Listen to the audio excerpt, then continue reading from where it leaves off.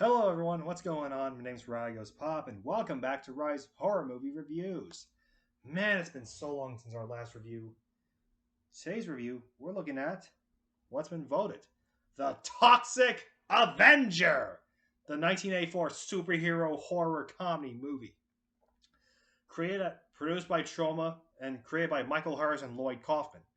Now, the Toxic Avenger has been my number one favorite horror movie ever since I got the original on my birthday. So, yeah. Now, I absolutely freaking love the Toxic Avenger. So, I'm very happy to finally review the first movie. If you want me to review Toxic Avengers 2 and 3, let me know. So, it's best to start with the original. So, here we go.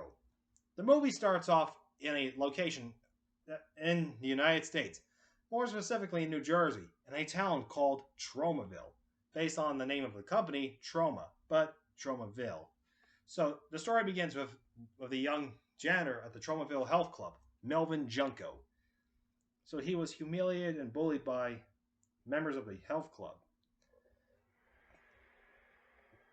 But that all changed one fateful day when a truck full of toxic waste stopped by the Troma Health Club. Melvin was wearing a pink tutu, like a Titan tutu thing.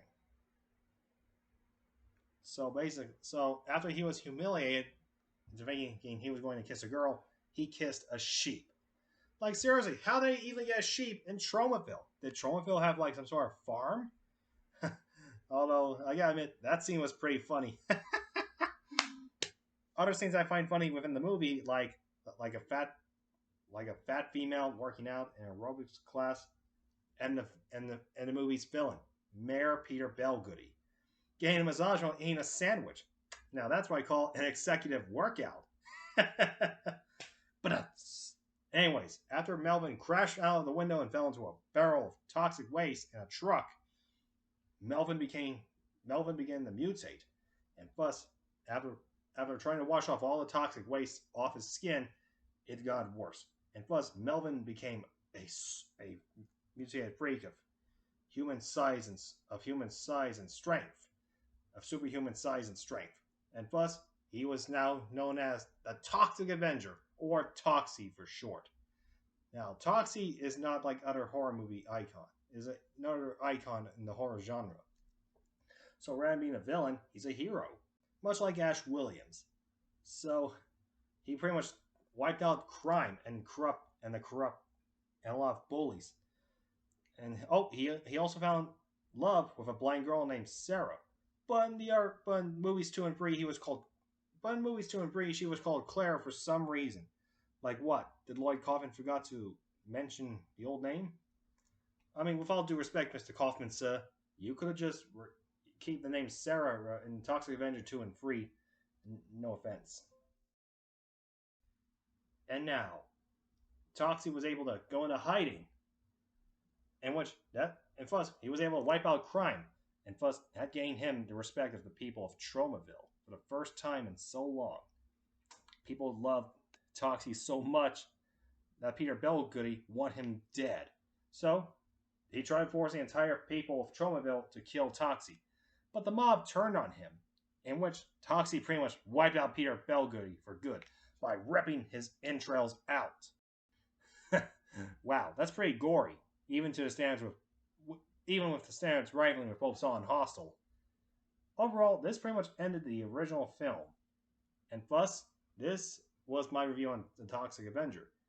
It did very well at the box office back in 1984, and this movie actually led to a franchise, spawning 2 sequels, both in 1989, The Toxic Avenger Part 2 and Part 3, The Last Temptation of Toxie, in which I consider to be not only be the final part in the original Toxie, in which I consider The Last Temptation of Toxie to not only be the last part in the original Toxie trilogy, but indeed the one to be the finale of the 1980s as a whole.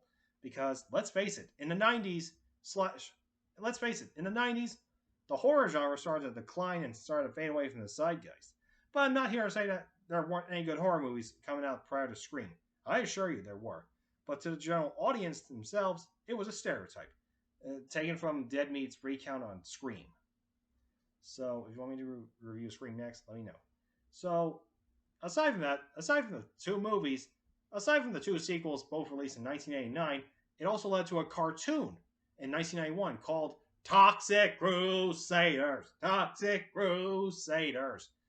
So Toxic Crusaders came out in 1991, and much like other R-rated movie IPs like RoboCop and Police Academy, Toxic Crusaders was appropriate to kids, making it, and there were no horror elements. I mean, there's no gore, no blood.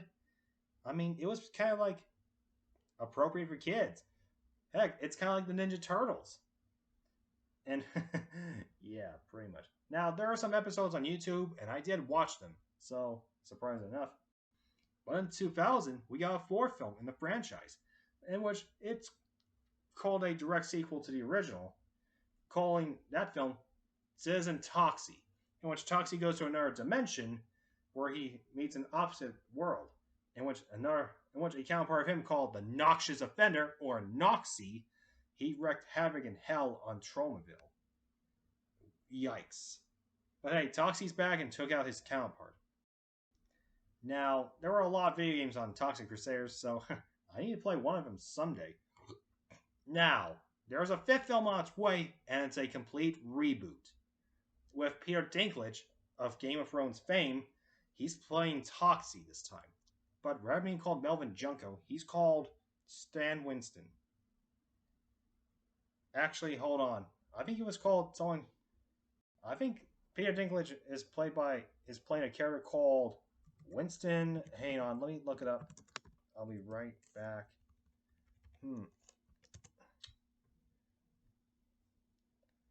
Okay, yeah. Okay, yeah, Peter Dinklage is playing Winston, not Melvin Junko.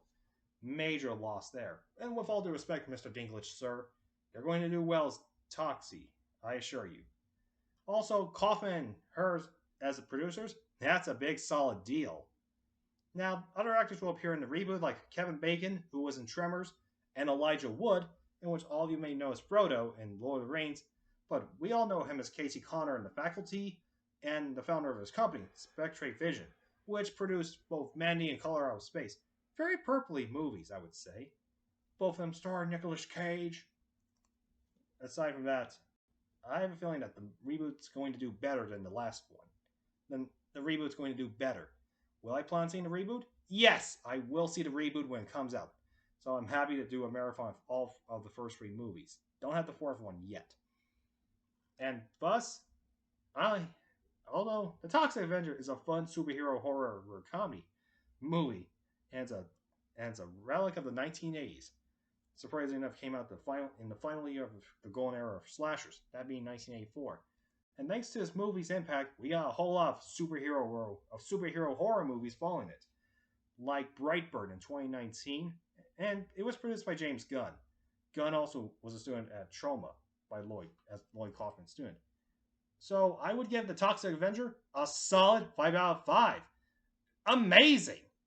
Amazing indeed. So, well done to Mr. Lloyd Kaufman and Mr. Michael Hurst for creating an amazing franchise. So, thus concludes my review on the Toxic Avenger. And without further ado, that's all for this review, guys. So, thanks for watching my review on the Toxic Avenger.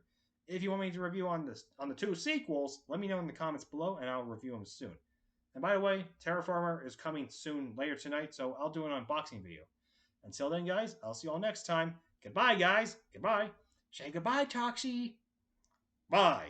Bye, people of Tromaville and the internet. All right, you be good people, guys. Peace, and stay poppin' out there. Peace.